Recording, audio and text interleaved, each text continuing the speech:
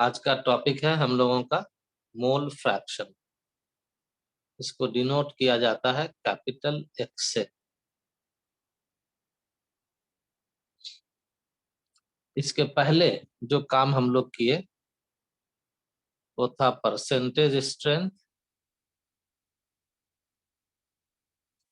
और ये था परसेंटेज स्ट्रेंथ ऑफ सॉल्यूशन।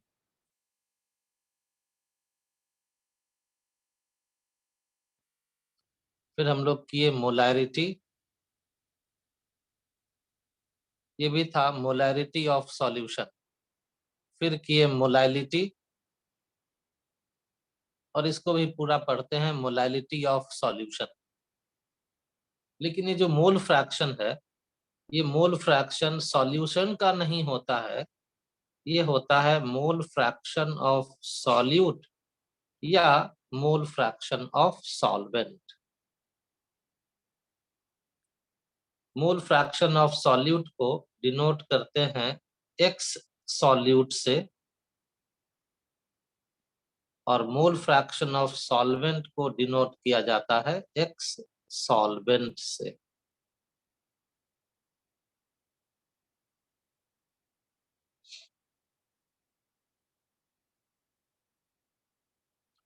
तो पहली बात ये जान लेना है कि percentage strength, molarity, molality of solution है, जबकि मोल फ्रैक्शन है सॉल्यूट और सॉल्वेंट का। मोल फ्रैक्शन को आप कह सकते हैं fraction by mole.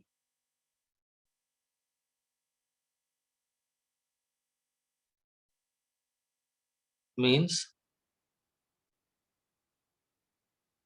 Fraction by mole of solute and solvent in solution.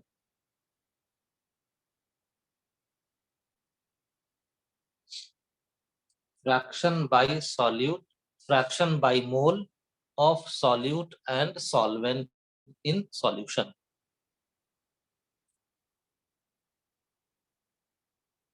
जैसे मान लेते हैं कि एक सॉल्यूशन बनाया जाए, एक सॉल्यूशन बना रहे हैं जिसमें सॉल्यूट ले लिया गया है ए मोल, सॉल्यूट का ए मोल ले लिया गया, सॉल्वेंट का बी मोल ले लिया गया, और दोनों को मिला दिए तो ये बन गया सॉल्यूशन। तो मतलब हम लोगों के पास बीकर में एक सॉल्यूशन है, और सॉल्यूशन को बनाया जाता है by adding solute and solvent. Solute का अमाउंट कितना है? तो ए मोल है। सॉल्वेंट का अमाउंट कितना है? तो ये बी मोल है। दोनों मिलाकर सॉल्यूशन बन गया। तो अब अगर आपसे पूछें कि total moles of solute and solvent in solution कितना होगा? Total moles of solute and solvent in solution कितना होगा? तो आप कहिएगा कि ए प्लस बी मोल होगा। मतलब जब भी हम लोगों को मोल फ्रैक्शन के बारे में जानना है सॉल्यूट का या सॉल्वेंट का, तो हम लोगों को ये तीन अमाउंट मालूम होना चाहिए।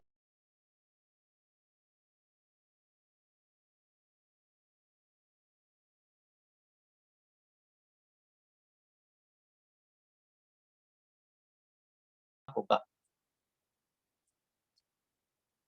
अब फ्रैक्शन जैसे मैथ्स में निकालते हैं वैसे ही फ्रैक्शन निकाल लीजिए। Fraction of solute by mole, जिसको कहा जाता है मोल फ्रैक्शन ऑफ सॉल्यूट, ये हो जाएगा number of mole of solute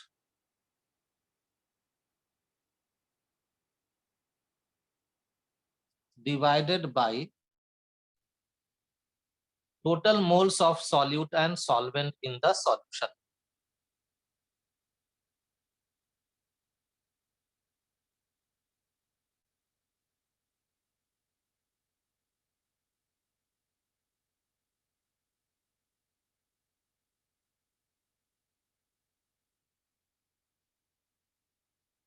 तो solute का मोल divided by total moles of solute and solvent in the solution. जब ये काम करते हैं तो हम लोगों को मिल जाता है मोल फ्रैक्शन ऑफ सॉल्यूट। मतलब ये हो गया सॉल्यूट का मोल, देखिए कितना लिया गया है, तो ए मोल डिवाइडेड बाय सॉल्यूट और सॉल्वेंट का कितना मोल्स है, तो ए प्लस बी मोल।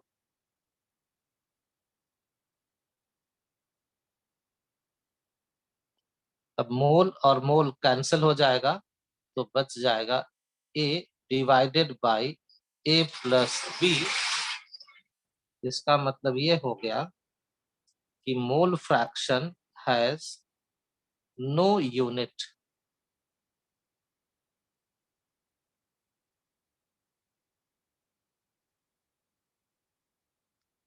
एक बार फिर से सुन लीजिए और तब तक आप लोग लिखते भी रहिए, लिखने का काम भी खत्म कर लीजिएगा और सुनते भी रहिए।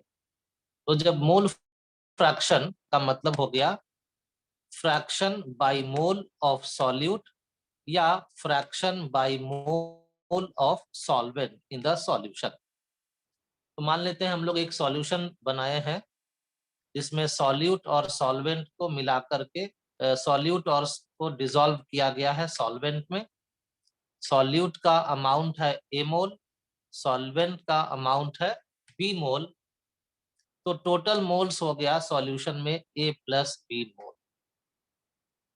अब सॉल्यूट का फ्रैक्शन निकालना है बाय मोल, तो हम लोग कह देंगे moles of solute divided by total moles of solute and solvent in the solution. Moles of solute यहाँ पर दिया गया है A divided by total moles है सॉल्यूट और सॉल्वेंट का ए प्लस बी। तो A divided by A plus B is the mole fraction of solute. और न्यूमरेटर और डिनोमिनेटर दोनों में मोल है, तो ये मोल कैंसिल हो गया, तो मोल फ्रैक्शन का कोई भी यूनिट नहीं मिलेगा। जैसे मोल फ्रैक्शन ऑफ सॉल्यूट निकाले हैं और ये आया है A divided by A plus B. इसी तरह से अगर कहा जाए मोल फ्रैक्शन ऑफ सॉल्वेंट, तो हम लोग कहेंगे number of mole of solvent divided by total number of mole of solute and solvent.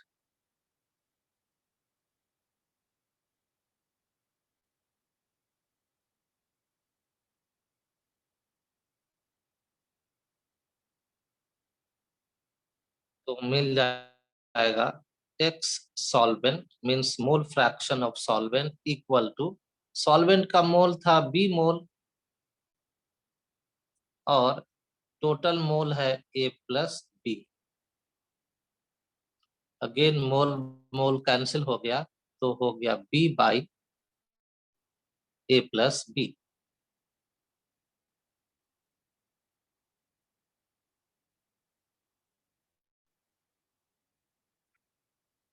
मतलब ये हुआ कि अगर कोई सॉल्यूशन बनाया गया है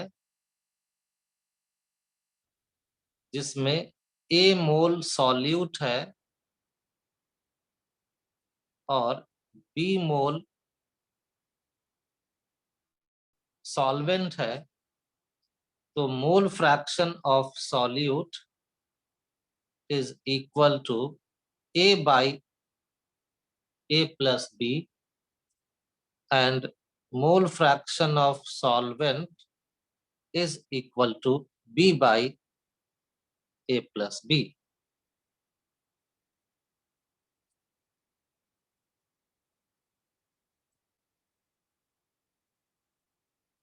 तो अब कहा जाए कि आप मोल फ्रैक्शन ऑफ सॉल्यूट को डिफाइन कीजिए, तो कहेंगे कि mole fraction of solute is defined as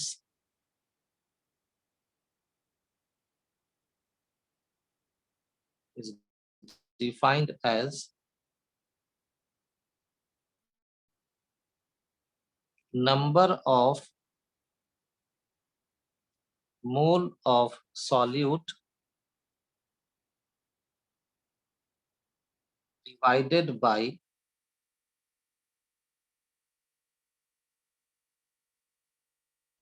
total number of moles of solute and solvent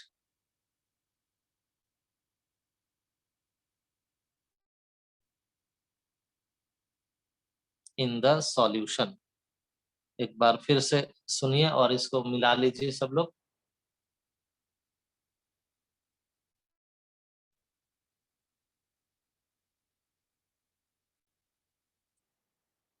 Mole fraction of solute is defined as number of mole of solute divided by total number of moles of solute and solvent in the solution। इसी तरह से अगर आपको कहा जाए what is, या कहा जाए कि define mole fraction of solvent, define mole fraction of solvent, तो कहिएगा कि mole fraction of solvent is defined as number of mole of solute की जगह क्या कर देंगे, सॉल्वेंट कर देंगे, number of mole of solvent divided by, बाकी सब वही रह जाएगा, total number of moles of solute and solvent in the solution. देखो वही यहाँ पर है, जो मैथमेटिकल इक्वेशन है उसी को लैंग्वेज में कर देंगे तो इसका डेफिनेशन हो गया। A is mole of solute, A plus B is total mole of solute and solvent। तो हो गया ना, mole of solute divided by total mole of solute and solvent. वैसे ही एक्स सॉल्वेंट ये हो गया B divided by A plus B, B हो गया मोल ऑफ सॉल्वेंट और A प्लस बी हो गया total number of moles of solute and solvent.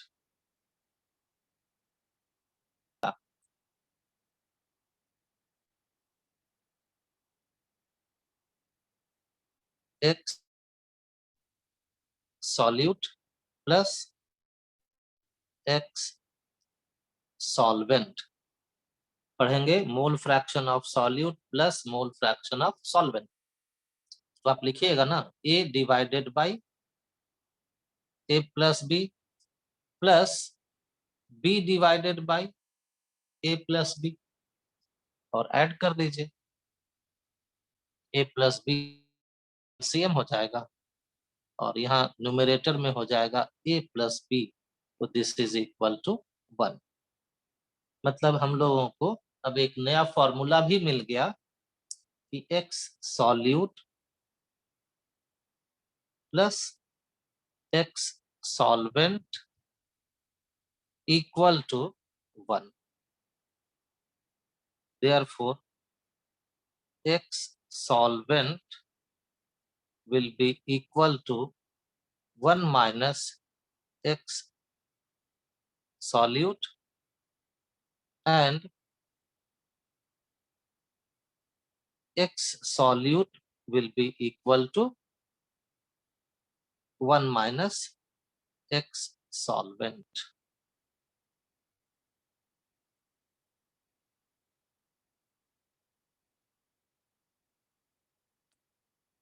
तो अगर हम लोगों को किसी क्वेश्चन में मोल फ्रैक्शन सॉल्यूट और सॉल्वेंट दोनों का ही निकालना हो तो आप किसी एक का निकाल लीजिए। सॉल्यूट का निकाल लिए तो सॉल्वेंट का हो जाएगा 1 माइनस एक्स सॉल्यूट, और अगर आप सॉल्वेंट का निकाल लिए हैं तो सॉल्यूट का हो जाएगा 1 माइनस एक्स सॉल्वेंट। लेकिन याद रखना है कि जब भी मोल फ्रैक्शन निकालेंगे हम लोग नंबर ऑफ मोल्स को यूज करेंगे कैलकुलेशन में, यानी कि X NaOH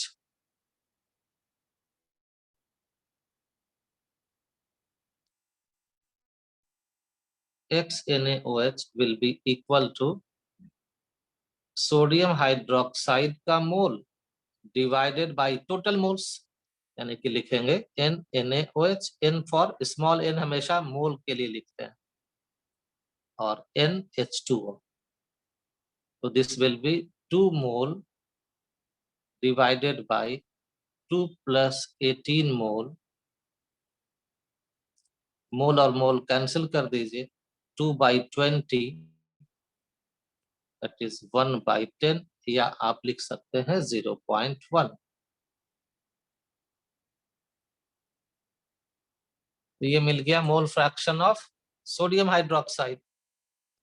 therefore mole fraction of water, तो लिख दीजिए 1 minus mole fraction of NaOH, that is 1 minus 1/10, 9/10, या लिख सकते हैं 0.9।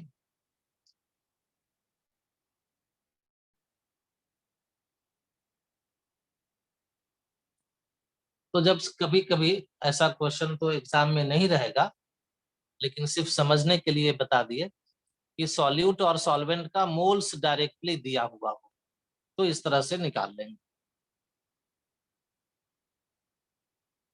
लेकिन मोस्टली ऐसा नहीं दिया रहता है, इसकी जगह पर इस तरह से दिया रहता है।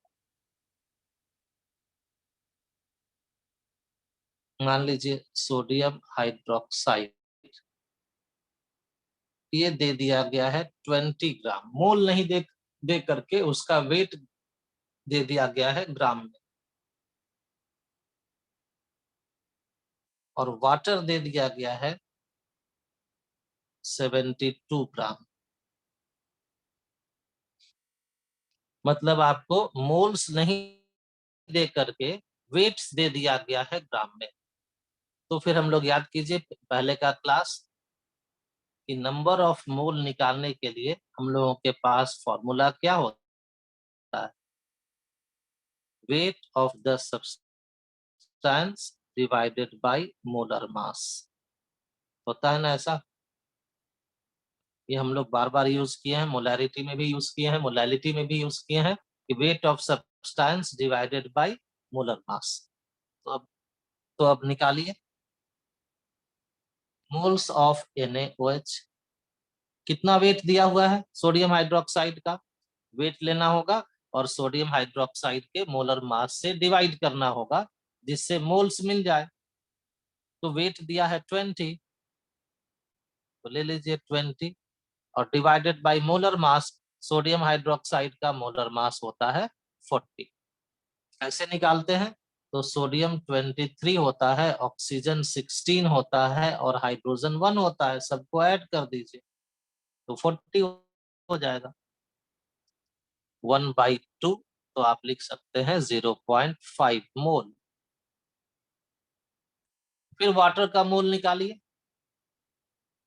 मोल्स ऑफ वाटर, तो वाटर का वेट है 72 ग्राम, और मोलर मास कितना वाटर का, तो 18 होता है, दो हाइड्रोजन 2 प्लस ऑक्सीजन 16 मिलाकर 18 डिवाइडेड बाय 18 कर देते हैं, तो ये हो गया 4 मोल। और अब निकाल लेते हैं mole fraction of sodium hydroxide equal to, formula लिखिए, moles of sodium hydroxide divided by total mole. Total mole में क्या क्या आएगा, तो सोडियम हाइड्रोक्साइड का मोल आएगा और वाटर का मोल आएगा, दोनों को ऐड कीजिए तो ये हो गया 0.5 मोल डिवाइडेड बाय 0.5 प्लस 4, मोल मोल कैंसिल कीजिए और ये हो जाएगा 0.5 बाई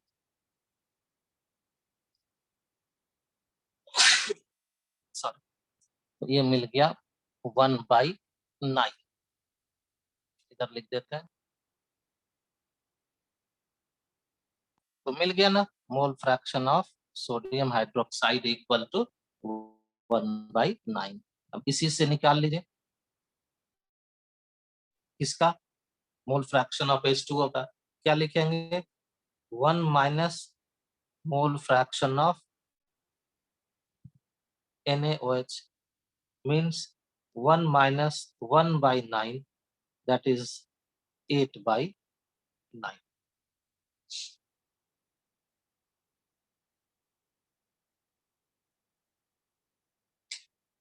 तो इस तरह से कभी भी अगर सॉल्यूट और सॉल्वेंट का वेट दिया हुआ हो तो उस वेट के हेल्प से हम लोग उसका पहले मोल में कन्वर्ट करते हैं वेट्स को, और फिर क्योंकि मोल फ्रैक्शन निकालना है ना, तो मोल फ्रैक्शन निकालना है तो मोल्स मालूम होना चाहिए, और क्वेश्चन में दिया रहता है वेट, तो उस वेट को पहले मोल्स में कन्वर्ट करते हैं, और मोल्स में कन्वर्ट हो गया तो फिर फॉर्मूला अप्लाई करके मोल फ्रैक्शन निकाल लेते हैं।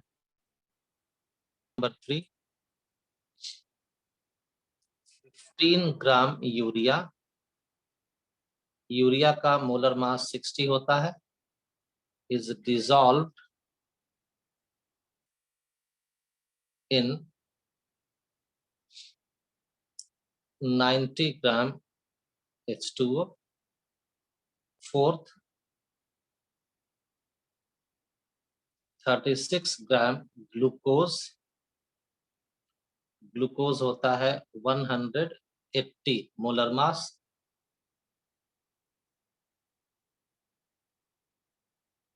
dissolved in 45 gram water. चलिए इस दोनों क्वेश्चन को बनाइए।